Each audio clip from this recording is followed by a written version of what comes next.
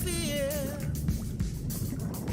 Even if you stand uncomfortably near, or surprise and persevere. Hi everyone, my name is Kevin. Today I want to show you how you can get set up.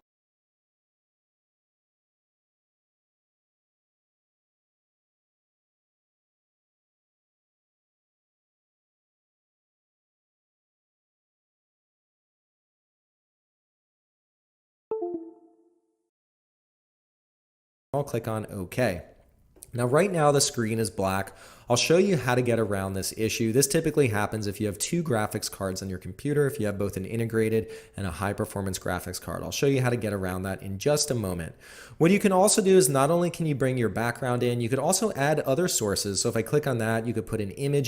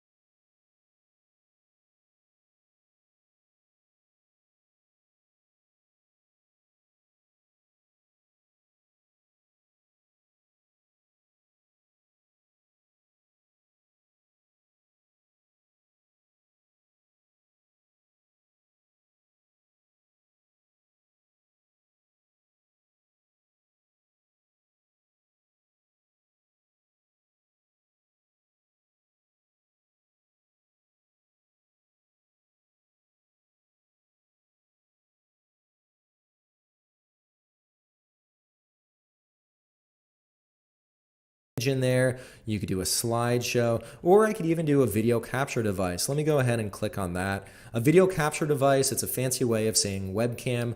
So I'm going to click on this and there's my webcam. I could even, let's see, I could even adjust the settings. Okay, so there's my webcam, and what I could do then is I could drag my webcam image across the screen. In this case, I'm just gonna put it in the bottom right-hand corner.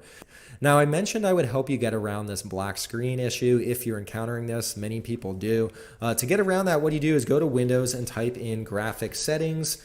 Here, that's the best match that pops up. Within graphics settings, what we want to do is you need to choose an app to set a preference. You either have desktop app or Microsoft Store app. OBS is a desktop app or a classic app, so let's go ahead and click on that. Within here, that'll bring up a file prompt. We need to navigate to where OBS is on my system. So I'm in the C drive, program files, and then we want to search for OBS. So OBS-Studio. And then within here, we're going to click on bin, 64-bit, and then OBS 64, and then we're going to click on add and click within options. Right now, by default, it's set to let Windows decide, but what I want to do is I'm going to set this to power savings because I'm going to record my desktop. If you're recording a game or something else that uses very fancy graphics and lots of kind of 3D visualization, choose high performance. But in this case, I'm just recording my desktop, and I'll go ahead and save.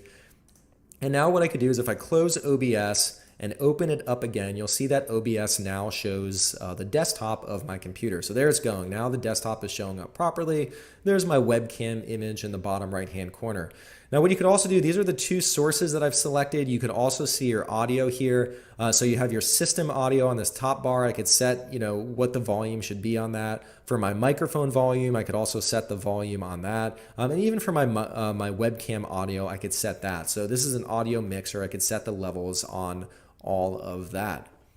Now what I want to do is if I'm going to be recording using OBS, I want to make sure I'm recording using the settings I like. The easiest way to set the recording settings is click on the Tools menu up on top, and there's something called the Auto Configuration Wizard. This is by far the easiest way to make sure you have good recording settings. And it depends on whether you want to stream or whether you want to record. In this case, I just want to record, but depending on which one you choose, there are different optimal settings depending on which one you want to go with. I'm going to click on recording.